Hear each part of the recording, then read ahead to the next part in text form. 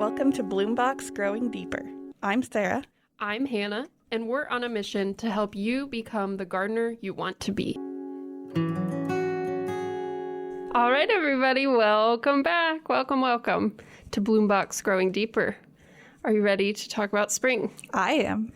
I love spring. It's one of my favorite seasons. So let's get right into it because we have a lot to talk about when it comes to spring. Specifically, we're talking about spring cleanup, which it's a topic that we get a lot of questions about, and people really want to get it right.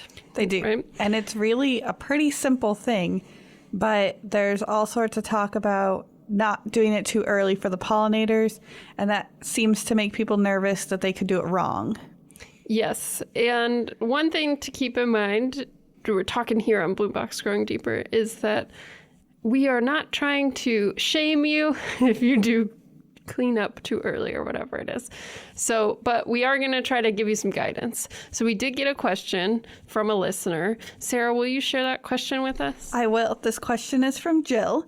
She says, I have heard many times about the value of leaving plant debris through the winter for the insects, etc. I completely get and understand that, but I have never heard anyone address when it is safe to take down the old plant material in the spring. If too early, I assume we would kill what has wintered over. But I don't know. Is there a critical time? Is a warm day in February too soon? And I would say a warm day in February is too soon. But I sympathize with your desire to get outside, Jill, and I still recommend you go. Just don't clean up yet. Yes. And we can talk about some things that are going to be okay for you to do in that warm day in February if you need to. Real quick, I would just say a couple of things. Watering, especially if it's been dry. Get out there and water any new trees that you planted. I can't believe you're saying that. That's so odd to hear, but it has been so true this winter. We in Nebraska are so dry. Very dry. Mm-hmm. So that would be one thing that you can do if you want to get outside in the winter. But we're going to talk specifically about spring cleanup. So Sarah, when would you say is a good time to start? So I typically tell folks late April. The numbers is that you want at least a week of days over 50 degrees. And for us, that just tends to happen late April. You know your area best, and your Farmer's Almanac can help you if you don't know the numbers. But you want to have a week of days over 50 degrees because that has signaled anything that's overwintering in the leaves and stuff. That's kind of when they're going to start coming out anyway on their own. And then that leaves you free to clean stuff up without worrying about any critters. Mm-hmm. And like you said, in Nebraska, or in our part of Nebraska, at least the southeast area, not even all of Nebraska. Right. Then late April is about the best time. We tell people to start looking for those dates maybe around tax day. Yep. So get your taxes in, and then you can start looking at gardening, right? But I guess what I should have said with February is too late is it's too early, is that February is too early for here. Right. Because depending on where you're at, February might be the best time. So it may be ideal. I mean, I don't even know what's going on, say, in Texas or Florida. And I don't have a ton to speak on seasonal cleanup where you don't get that clear 4 seasons. This really is directed at places where we do. We get a clear winter where stuff is dormant, and where any critters that stick around are hibernating. And then we get a clear spring when it's time to wake everything back up. And then we get a clear summer. In theory. There's fake spring and fake fall. Yes. For sure. Mud season. Yeah. So one point I want to make that I just heard in Jill's question is maybe this concern that she could not do it on time and be too late. And I just want to put some piece on that. You can't do it too late. We really are cleaning up our gardens for ourselves. Right. Because we like the aesthetic. With the exception of just a few plants that, will be the healthiest if they get cleaned up, we're really doing it for us. And so you can't do it too late. Yeah, there's only a few things I could think of that really need that on-time annual attention.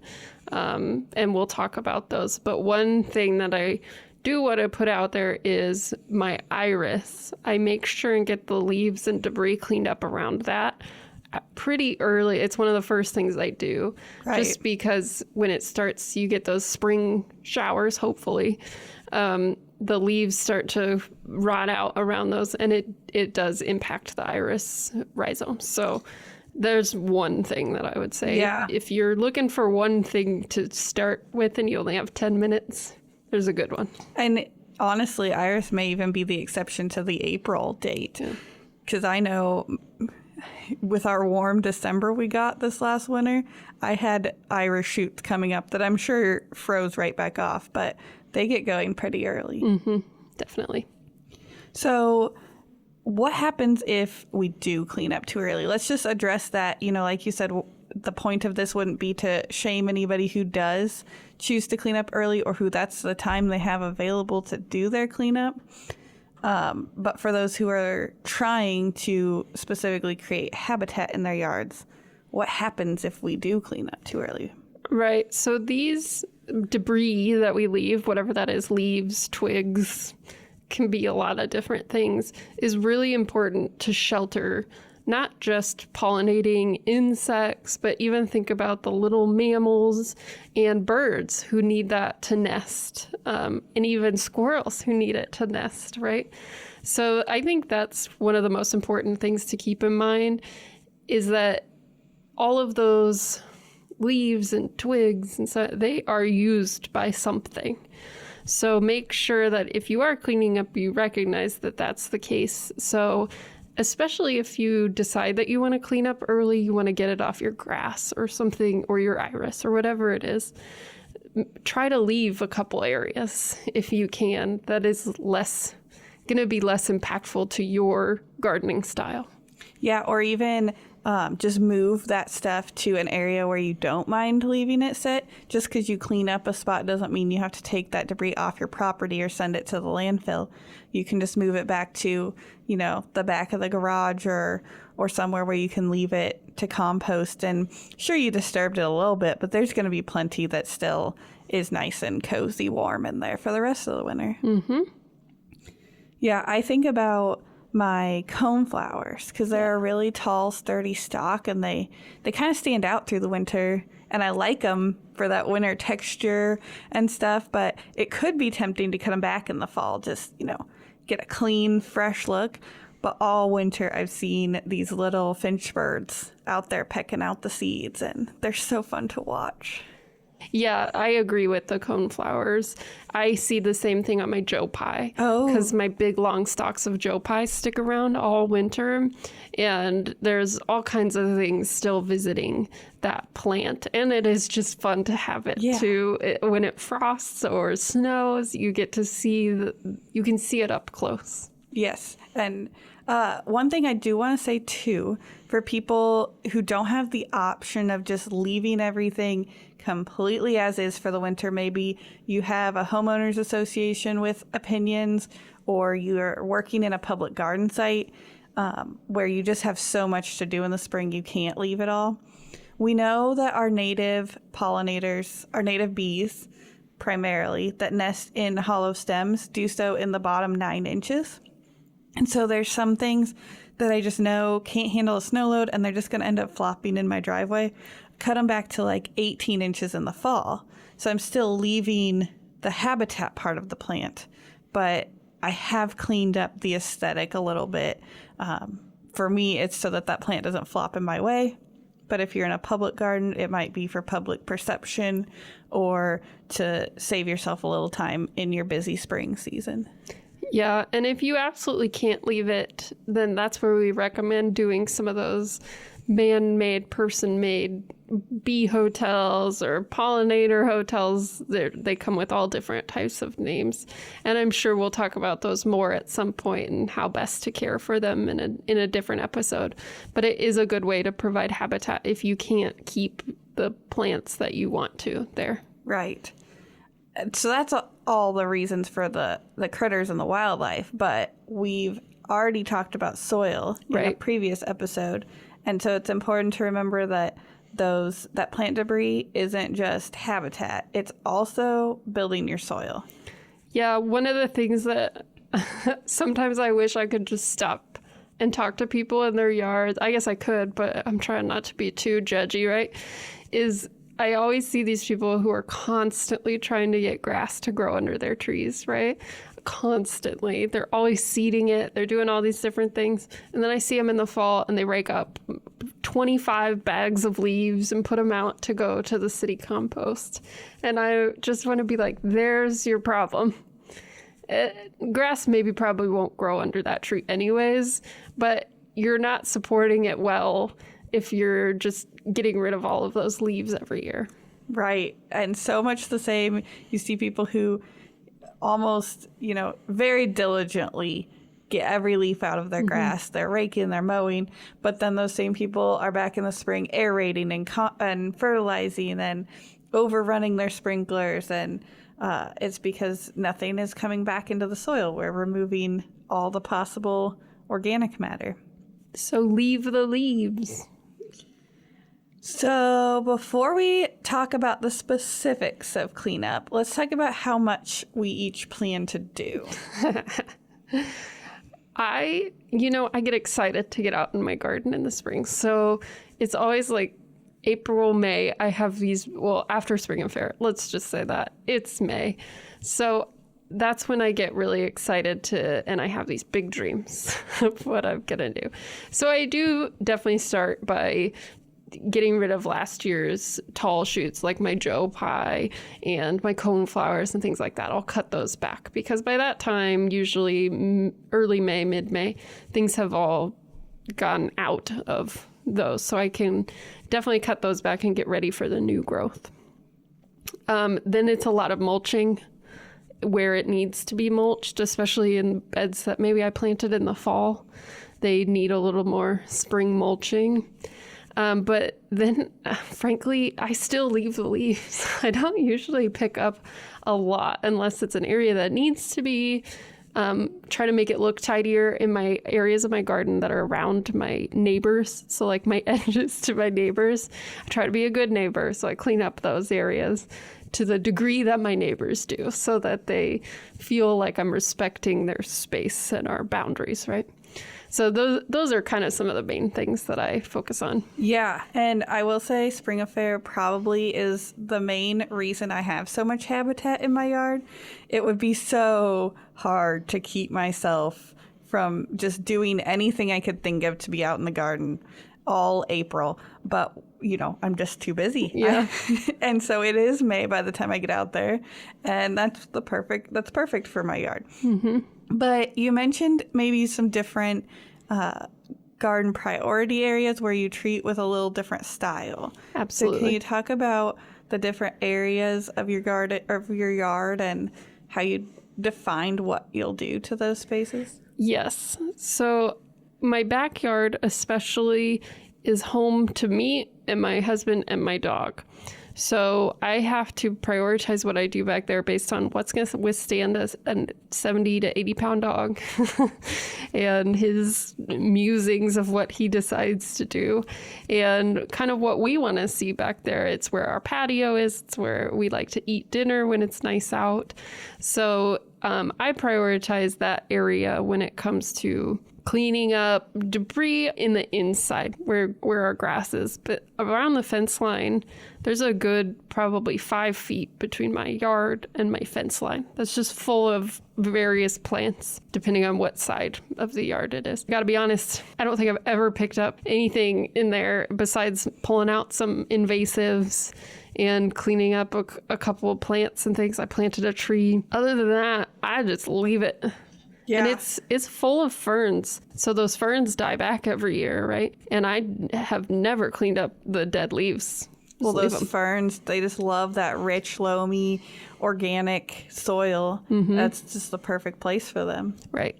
So then, like I said, on my outsides, my edges where my neighbors are, I try to keep that closer to what I see them doing in their yards, so that way they're not always, well, she can't clean up her yard or something like that. Although my neighbors are pretty low key too, so that's handy. So that's kind of how I prioritize. How do you prioritize? Well, for me, it's more about where we have worked so far. Mm-hmm. We're kind of working our way around our backyard, and this spring we're going to start doing some front yard planting. So my first priority goes to the spaces that we have worked on and we're happy with. And then, I'm really not happy with the front yard at all because we haven't worked there. So I just kind of leave that for last. And this year it'll be about how to clean up that bed to plant again. But in the backyard, we have areas that are mostly native plants, and we have areas where we've used less natives and are a little more formal. And that also dictates what I do. So I have a little sedge meadow in a full shade spot, and I don't touch it. It doesn't need me. It's sedges and Jacob's ladder. And they are perfectly happy living in their own past leaves and incorporating that into the soil in the shady garden. So I don't touch those. I might rake out some trash because it does. Just where it is, that's where the wind blows in some trash into our yard. And then we have some areas that are, maybe more traditional plants with some space in between them. So we do cut those back and come back in and refill with mulch. And then I have an area that's a little bit of mix of both. And we're going for a very meadow look with it. So it's mostly pretty fine textures. And so my plan, we only planted it last fall. So my plan this year is to get gonna say it wrong, a sai. Is that correct? Oh, like the knife you swing. Oh, I have no idea. Like what you would cut down wheat with in the Middle Ages? Sure. I will look it up. I believe you say it's sai. Okay. And it's just kind of a knife that you swing. And so we don't have the right kind of weed whacker. Like a curved one? Yeah, garden ones are sometimes straight. Oh, okay. Yeah, they can be curved too. We don't have the right kind of weed whacker. I would use that. And I'm just going to whack it all back a few inches from the ground, just all in one go. I'm not going to pick out like this plant I'll cut back to this height and this plant I'll cut back to this height. We picked them all to kind of blend together. Please take a video. I will. I should say my front yard, I have a big ash tree in it that's getting removed due to emerald ash borer. So that's also a reason why I haven't really done anything up there, because I knew it was going to have to come out, and I don't want to invest the time when it's going to go from full shade to full sun, and tree care folks have to get in there, so they can't just avoid every plant. Yeah. So I'm waiting. That'll come out soon, and then hopefully I'll be putting in some new plants and new trees. Plus, it'll completely change the conditions of your front yard. Absolutely. Yeah. So that's going to be really interesting. And it's one of the things that is making me feel okay about it, because I'm really sad to see my tree go. And I just have to remind myself. But it gives new opportunity, new plants, new trees. We'll get them going. And you live on a pretty well-treed street anyway, so it's not like you're losing the one source of shade. Yes, yeah. It's one of, I think, 7 trees in my yard. Yeah. So. If we lost a tree, we'd be in sad shape, because we have 2 crab apples and 1 big maple. We planted a Buckley oak when we moved in, because the Buckleys have to have a Buckley oak. And then last summer we planted a catalpa. So we're waiting on those, but they're still pretty little. Yeah. Mm-hmm. So that's one of the reasons why we waited in our front yard to plant. We started in the backyard, even though we're the only ones who see it.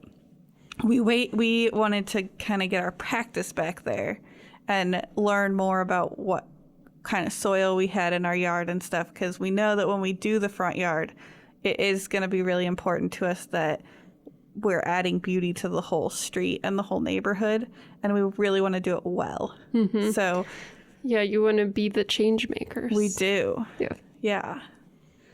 All right. So let's talk about some of our favorite garden cleanup tools. Okay. We've talked about the tasks we plan to do. So what do you plan to do that with? I use very few tools, honestly, besides my two hands. So a good pair of gloves. Some gardeners like gloves, some don't. I like a good pair of leather gloves because I never know what I'm sticking my hands into, and I don't like getting poked. So when I first moved to this house, there was a rose bush that was just everywhere. So I never knew when I was going to stick my hands down in to clean something up and hit spikes. So a good pair of leather gloves for me is a good, I think that's what I need. I, of course, have, a dandelion, or that's what people call it. I don't use it for dandelions, but a weed, Stabber. It's like two-pronged. Yeah. I don't know what they're called. I haven't gotten a whole lot of use out of hose, but lots of people like those. So those are my main, and I'm weird. I also wear protective eyewear. Oh, yes. We've had this conversation. just because I find that I am constantly getting poked in the eye, and it is just a problem that I have. I guess nobody else does because I've asked around, and everyone's like, no, that is not a thing. So I get poked a lot, so I put on goggles. Well, I think that's smart. I can't say that I can sympathize with the experience, but I think you're smart for solving it. Yeah, it doesn't bother me to wear goggles, so I'll just do I wear a lot of sunglasses. I'm one of those people that barely goes outside without my sunglasses on, so maybe that's just protecting me and I didn't notice. Yeah. And that leads to another good, what other garden tools? For me, it's definitely a sun hat, sunscreen, because otherwise I burn quick. Yeah, and those spring days can be misleading because it might not be real hot yet, but the sun is still out. Mm-hmm. Yeah, I agree. I don't like to have so many tools that I can't just pick them up and move them with me. So I have a good pair of pruners, and it usually just lives in my back pocket. That you do want to check before you sit down. I've had some experiences where I forgot my pruners were in my back pocket. I like my weed or dandelion digger, and I like a good what would you call it? Like loppers? Yes, like for cutting, because I like my small number of tools, and so I will be out there trying to hack through something with my hand pruners and realize I probably just should have gone for the loppers, and I could have been done already. Yeah, I do a lot of lopping as well. Yeah, especially the big twigs that fall throughout the winter from my tree or something, and then I want to break them down for kindling. Yeah. Then the loppers work well for that. They do. I don't use a hoe a whole lot either. I feel like that they're really meant for like clearing ground. And so in your vegetable garden, probably pretty important, but you do raised beds, so that changes that story.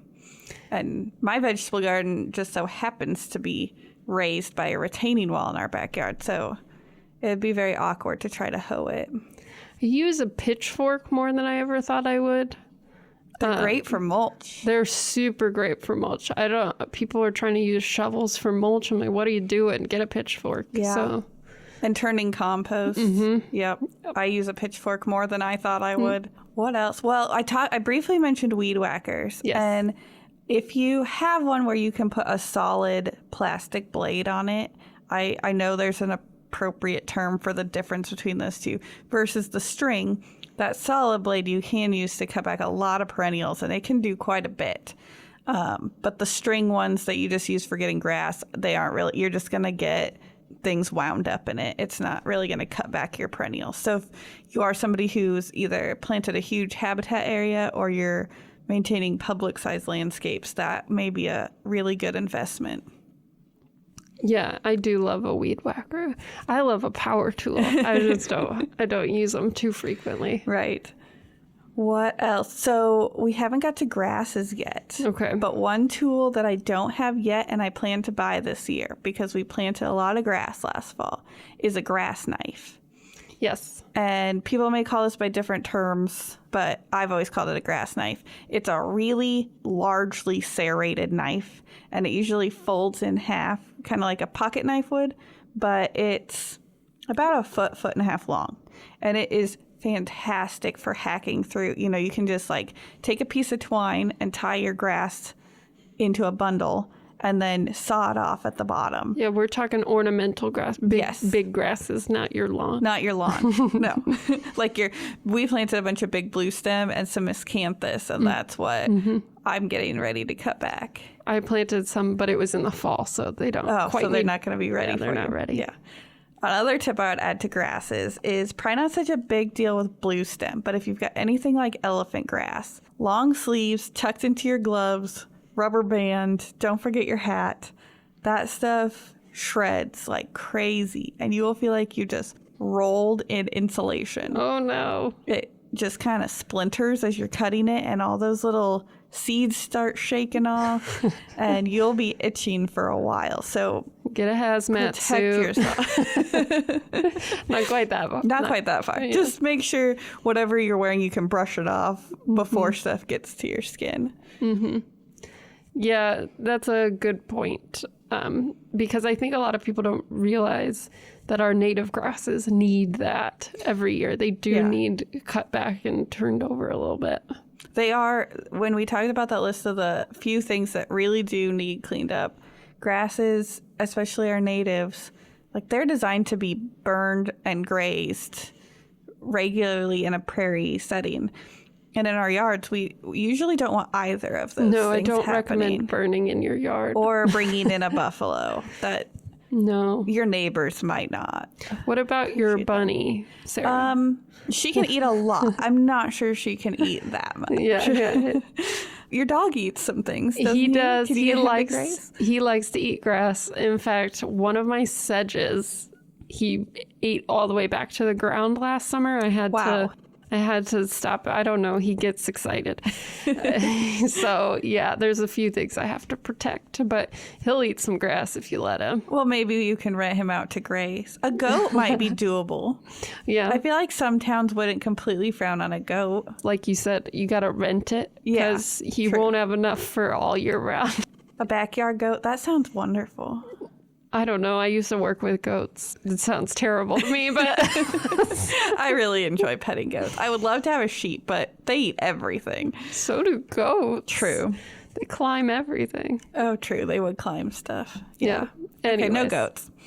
I'll keep my sights on my backyard bees. There you go. I like that. So, yeah, if we don't clean up our grasses, more than likely one season they're not going to die. Over time they will. That the crown is so thick. The crown where the plant meets the ground and turns into roots of grasses is so thick that the first year, if you didn't clean them up, they'd probably still grow, but you wouldn't get them growing in a nice, tall, straight bunch like you planted them to be. And then over time, if you didn't clean them up, they would probably rot themselves out. Yeah, so if you have a grass that is supposed to grow that way and you haven't been cutting it back and you're thinking, why is this getting so bushy and sticking out to the sides? There's your problem. And if you have a grass that's gotten to that point and needs a refresher, it's maybe a good time to divide it. And that grass knife is really also great for dividing stuff. You can kind of dig up the root ball and just saw it in half. That's awesome. Just goes right through. Yep. Cool. So what do you think about mulching? What are your feelings on mulch? Because that's something that I do a lot of in the spring and actually throughout the summer. How do you handle mulching? Well, we get a truckload from a local nursery, which definitely makes me feel better about mulching. If I had to go to the garden center and buy in a whole bunch of plastic bags, that would make it even harder for me to want to do. I don't like to do it because I feel like it's extra work, and it's not mulching too heavy and too often can be hard on our native perennials that want a little more drainage. And it also means we're covering up bare soil that provides nesting areas for bees. So I have mixed feelings about it, but my husband, who I share my yard with and who I compromise on things with often, really likes the clean, fresh look that it gives in the spring, and that it slows down weeds coming up so that we, have the capacity to stay on top of them. Because without mulch, it can be a challenge. Yeah. And then there are, in new, fresh plantings, mulch is super important for holding in moisture. so that those plants have a chance to establish. So I do mulch. We kind of go back to those areas of priority, and my sedge meadow, no mulch in there. It's not necessary. But in especially our new plantings, we're definitely mulching in between the plants that are still maturing. Yeah, I'm in the same place as you. I definitely mulch those newer beds, the beds that haven't completely filled in yet. But the other spots that are full of plants, they don't need mulched quite as much. And I go get the free mulch that the city of Lincoln puts out. So there's a few spots throughout the city in their city parks where they have mulched old Christmas trees and their branches that have come down in their parks from storms. Super cool. Or trees that they needed to trim. And they just leave it there in a pile, and it's free. You back up to it and you just scoop it in to your, whatever your car.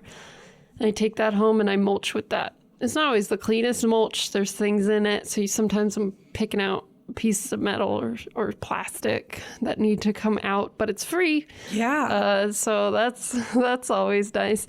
When it is an area that I want to look really nice, say I'm having a party or something, I will go and buy a couple bags of nice uniform mulch. Cleaner looking. Yeah, cleaner looking, and I put that around the edges. People expect certain things, so...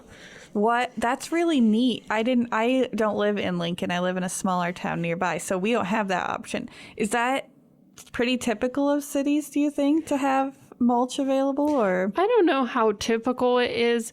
I know that they reserve some for themselves, right, for their own garden mulching, for the playgrounds and things like that. So I think it's usually what's left over. Unfortunately, in Lincoln, we've had a lot of tree limbs and trees come down due to storms or whatever it might be. So there's been a lot of mulch. They don't promise you. I mean, they're not going to buy mulch if there's not any left for the season. I don't know how typical it is, but it is a great service that Lincoln offers. And I think they've done a really good job of advertising their Christmas tree recycling program. Yes. And a lot of those Christmas trees go into that mulch. Great. Well, if you do live in a city, that might be something to look into, depending on, if it's a city with plenty of trees or a good Christmas tree pickup program that might be available. Yeah, and the city of Lincoln has a map of where to go to get it. It's not the dump. If you go to the dump, that's their mulch, and they will get mad at you. They do not want you to take that mulch. So I'll put a link to that map in the show notes. Awesome. Well, so we've talked about a couple ways to get mulch. We pick it up. We go to a local nursery that scoops it with a front loader into the back of our pickup bed. But not everybody drives pickups. Right. So, I don't drive a pickup. Right. So let's talk about other ways. I've definitely hauled mulch in some interesting vehicles. So tell us how when you go pick up that free mulch, how are you getting it in your car? Yeah. And what does that look like? So I have a Ford Focus hatchback, which a hatchback is great for this type of situation. And that's one of the reasons why I got a hatchback, is because I knew I would want to do this kind of stuff with it. And then I put down a tarp, a big tarp. I get just a really big tarp, and I scoop right into the middle of that tarp, and then I kind of fold it over when I have a full load, so that it covers the whole pile of mulch. And also, thankfully, the pile closest to me is like 2 blocks away. Oh, that's nice. I don't know how I lucked out with that. So it's a pretty quick trip for me. And then I can actually just pull that tarp, the whole tarp, I just pull it out of my car onto the driveway. Nice. Or into my wheelbarrow or whatever it is, so that I can take it around to where I need to go. A lot of my neighbors do just work with tree care companies to get a truckload of mulch just dropped in their driveway. Right. A lot of cities, tree care companies have to pay a fee to drop off their wood chips. So if they've been taking down limbs, often you can ask them to come dump a load. And the caveat is you have to take the whole load. So it's not like, I need 2 yards of mulch. Can you drop some off? It's, I'll take your whole load. And it's often very cheap, if not free, because you're saving them the trip out to the dump and the fee for dumping. Especially if you can coordinate with a neighbor who is getting a tree trimmed. Yes. It's just right across the street or something. Well, that pretty much that whole conversation was wood mulch related, Yes, but yes. it's not the only kind of mulch there is. So let's talk some other options. Are we talking good options? Let's start with the good options. Okay, all right. So lots of people use straw, or some people use straw. That's another pretty good option to start out with. Yes. I wouldn't use straw every year, I guess. I don't know. What do you think? I think of straw as if you planted a garden and your goal is to have no mulch. But like we've said, when you plant a new garden, you can't go no mulch right away because you need to help with moisture containment while those plants mature. So straw is a great option because it will biodegrade a lot faster into the soil than wood chips if your goal is to do that whole ground covered with plants. I usually recommend straw for people who have told me that that's their plan. You just want to make sure you get straw of good quality. And not hay. Yes, not hay. There's a difference. Hay is for horses, straws for your garden. Right. Or horse stalls. Yes. On the floor. So there's another option. One that we've talked about a lot, especially in western Nebraska, has been pine mulch. I am in love with pine mulch after seeing it at the plaza planting in Garion that we helped do. It's so fluffy and just, happy looking in the spring. And the cool thing about it is at first when it puts down, it's very fluffy. It's kind of red, but it doesn't take very long into the season for it to kind of pack down and lose its color and fade into the background, kind of right as the plants are ready to showcase themselves more and are blooming and greening up and stuff. Right. And for clarification, pine needle mulch is what we're talking about. Oh, yes, yes. Pine wood mulch would fall in the first category. Yeah. Yeah. So those are a couple of good options. I think that covers the good ones. Pretty much. I've used grass clippings. Yeah. I do that a lot in my vegetable garden. Same. You just kind of want to make sure you haven't used a lot of chemical in your yard and maybe you don't have a ton of weeds in your yard that you don't want to be transplanting into your garden. Right. So then there are a few options that we would label don't do. Right. or do in very specific circumstances. Right. So one of those that is very popular is rocks or pebbles or river rock or whatever it is. So what do you think about that? If you're planting a xeric rock garden, go for it. If you live in Arizona, go for it. If you live in Nebraska and are not planting a rock garden, don't. Right. Even I know a lot of people want to use like river rock or what are they, pond, the little pond in water ways or rain gardens. And then I point out, go and look at a stream in Nebraska. They don't have pebbles or rocks or things like... They have plants in them. Right. Like you might see in other places that do have that. Yeah. So that's not super practical here. So let's start with the completely impractical use, and that would be a regular landscape bed mulched with a river rock. No. But you see it so often, especially in developments, and it just... Where I see it the most is also the absolute worst place, right around the foundation of your house. Yes. So the problems with river rock. Heat.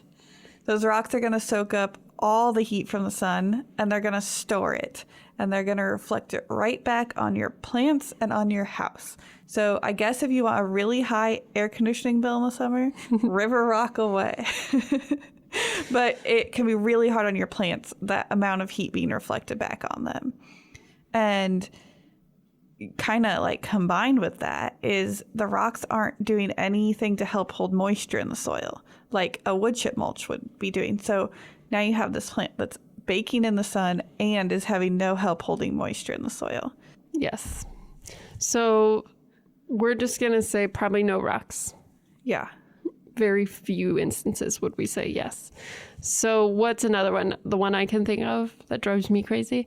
Rubber mulch. This was news to me. I really hadn't seen that outside of like, a playground where I understand the purpose, and we're not talking about that.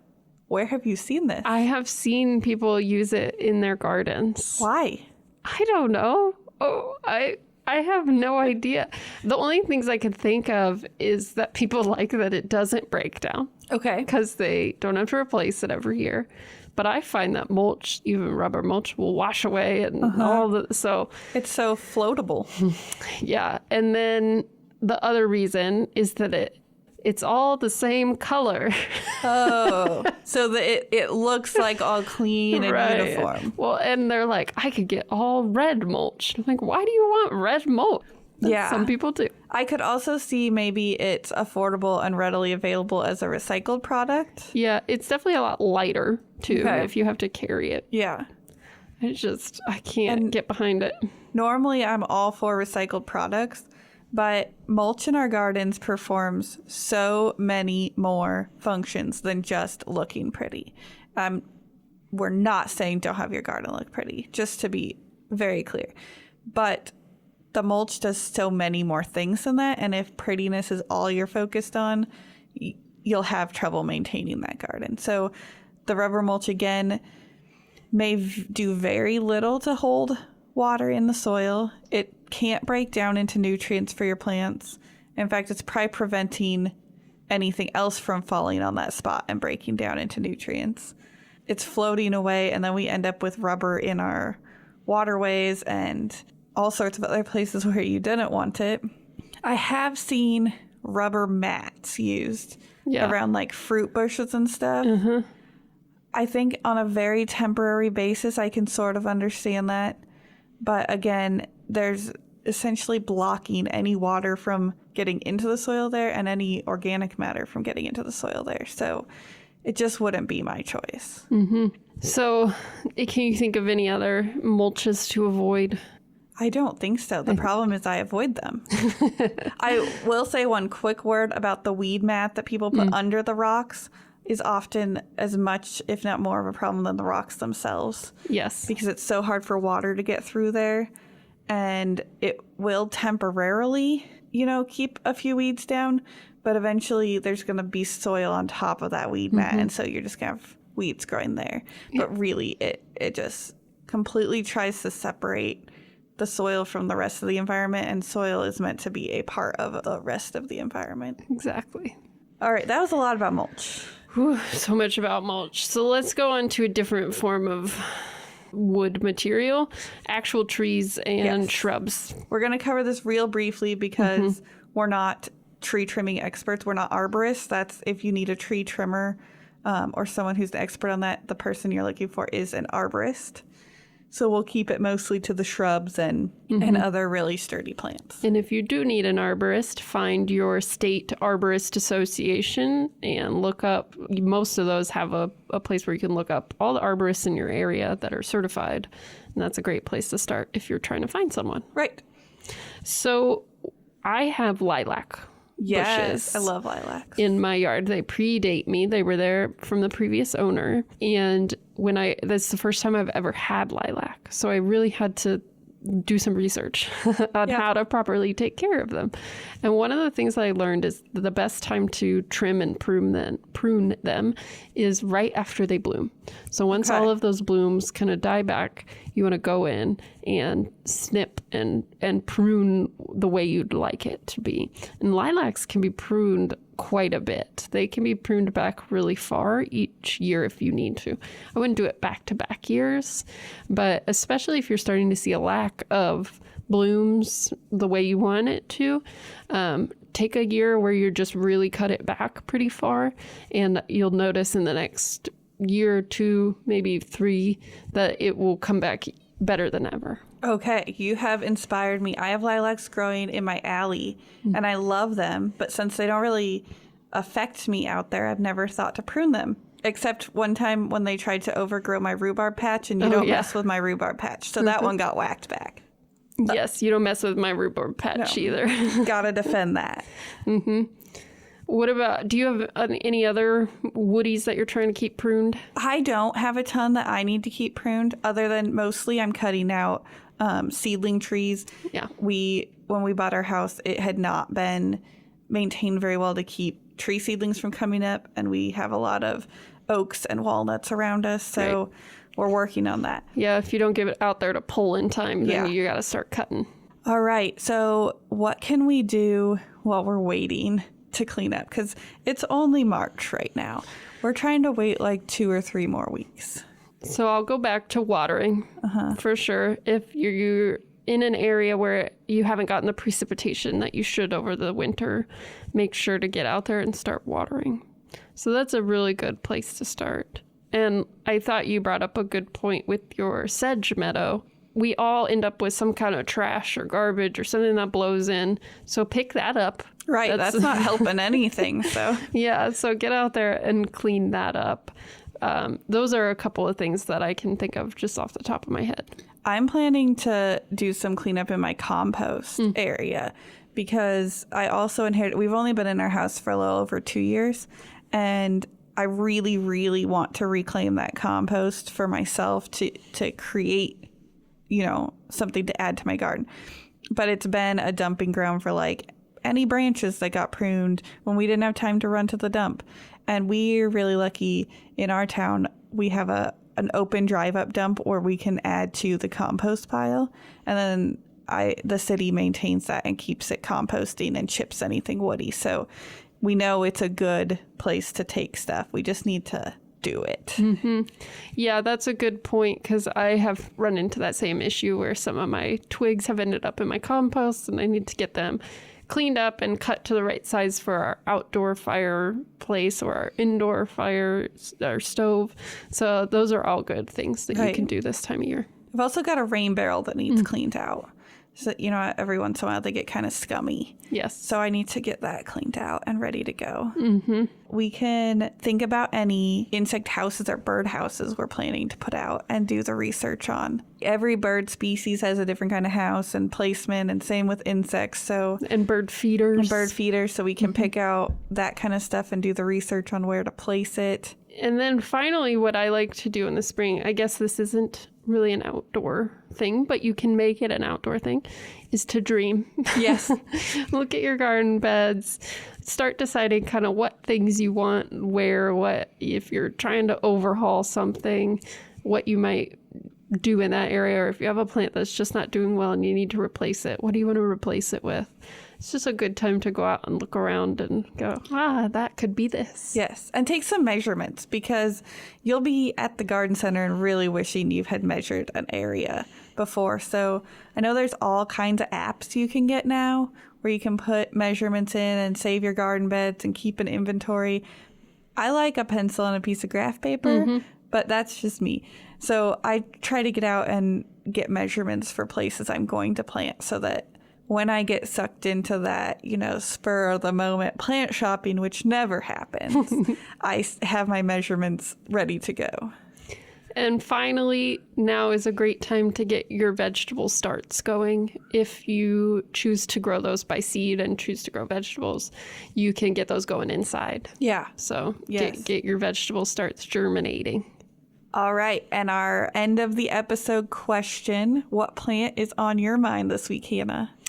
So the plant that's on my mind is something that I'm looking forward to seeing how it does, because it'll be a second growing season in my yard, and it is my serviceberry. Oh, I'm really exciting. I'm so excited for it. It's a plant that I've always wanted, and I planted it last spring. I picked it up at Spring Fair, of course. So I got it planted, and unfortunately, I didn't do a great job of keeping it watered.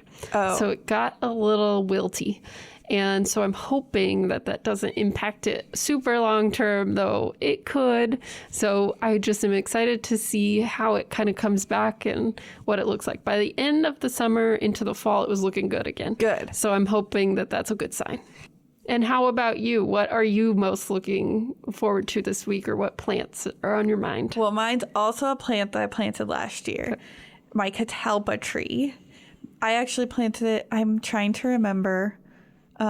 It was the day we had a quote done on a new door, and the guy who came to do the quote was like, "What are you planting?" So I think it was October, maybe early November we planted it. And I love, love, love catalpas for their big leaves and their amazing flowers. They have these like white and purple big clusters of flowers. And they just they're native here to the southeast part of the state. They don't go too far into the northern or western part of Nebraska, but they look tropical. If you just saw this tree, you would never think Nebraska. But it's a really important tree I live in a small town surrounded by other small towns, and in these old towns, it's the tree of choice around the oldest houses. So people have loved them for a long time. You know, catalpa trees were the favorite of J. Sterling Morton's wife. I did not know that, but I see why. It was her favorite tree, so that would make sense It would. why they're in some of those older homes around southeast Nebraska, because I bet she was out there promoting saying, it. Plant this tree. I bet you're right. Well, as per usual, we have more to talk about than we have time. So we will see you all in 2 weeks with another episode. Yay, we're so excited. Thank you for listening. Make sure to rate and review us. Send us your questions to our email, or you can just go on our website where our Boombox podcast is, and you can record a voice memo. So that's a wonderful thing. And Boombox Growing Deeper is a program of the Nebraska Statewide Arboretum.